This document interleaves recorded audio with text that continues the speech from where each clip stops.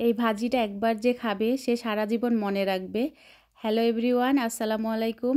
সবাইকে আরও নতুন একটা ভিডিও দেখার জন্য ওয়েলকাম জানাচ্ছি। আশা করি যে যেখান থেকে বসে আমার এই ভিডিওটা দেখছেন সবাই অনেক ভালো আছেন, সুস্থ আছেন। তো আজ আমি মিষ্টি কুমড়ার একটা রেসিপি আপনাদের সাথে শেয়ার করব। আশা করি আপনাদের কাছে ভালো লাগবে। যদিও বা রেসিপিটা খুবই সাধারণ, তবুও কিন্তু এটা খেতে অসাধারণ। তো এই তো এখানে আমি একটা কাঁচা মিষ্টি কুমড়া নিয়েছি। এখন আমি মিষ্টি কুমড়াটা আমার পছন্দ মতো কেটে নিব। তো রান্নার জন্য প্রথমে আমি চুলাতে একটা পাতিল বসিয়ে দিয়েছি। এখন আমি আমার পরিমাণ মতো তেল দিয়ে দিচ্ছি। তেলটা যখন একটু গরম হয়ে যাবে তখন আমি এখানে খুব সামান্য পরিমাণ একটু কালিজিরা দিয়ে দিচ্ছি। আর এই কালিজিরার ফ্লেভারটা কিন্তু মিষ্টি কুমড়াতে অসম্ভব ভালো লাগে।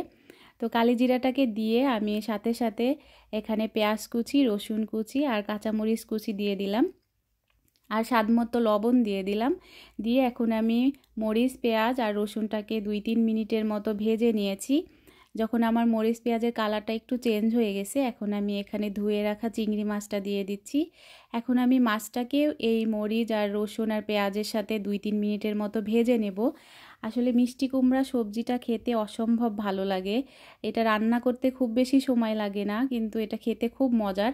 তো এই তো আমার মাছটা যখন ভাজা হয়ে গেছে, এখানে আমি খুব সামান্য পরিমাণে একটু হলুদ গুঁড়ো দিয়ে দিচ্ছি। যেহেতু মাছ দিয়েছি, হলুদ গুঁড়োটা দিলে খুব ভালো লাগবে দেখতে। তো এই তো মাছটাকে ভেজে নিয়ে আমি মিষ্টি কুমড়াটা এখানে অ্যাড করে দিলাম। মিষ্টি কুমড়াটা অ্যাড করে দিয়ে খুব ভালোভাবে নাড়াচাড়া করে এটাকে আমি ঢাকা দিয়ে 2-3 মিনিটের মতো রান্না করে নিব।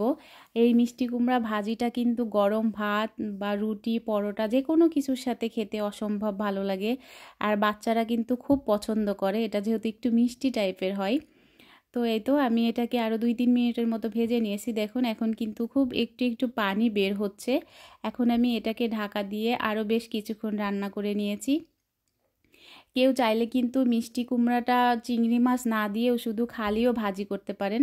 যেভাবেই রান্না করবেন না কেন সেভাবেই খেতে ভালো লাগে। এই তো আমার ভাজিটা কিন্তু মোটামুটি সেদ্ধ হয়ে গেছে। এখন আমি আরও কিছুক্ষণ নাড়াচাড়া করে তারপরে চুলার জালটা বন্ধ করে দিব। এই অবস্থায় কেউ চাইলে এখানে খুব সামান্য পরিমাণে একটু চিনি ব্যবহার করতে পারেন। আসলে চিনি আমি পছন্দ করি না, যার জন্য দিচ্ছি না, তবে অনেকেই মিষ্টি কুমড়াতে চিনি দিয়ে থাকেন। এই তো আমি চুলার জালটা বন্ধ করে দিয়েছি। আমার মিষ্টি কুমড়া ভাজিটা একেবারে কমপ্লিট হয়ে গেছে।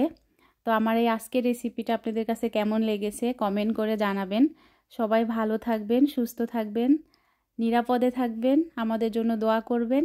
আবার নতুন কোনো ভিডিওতে আপনাদের মাঝে হাজির হব। আজ আল্লাহ হাফেজ।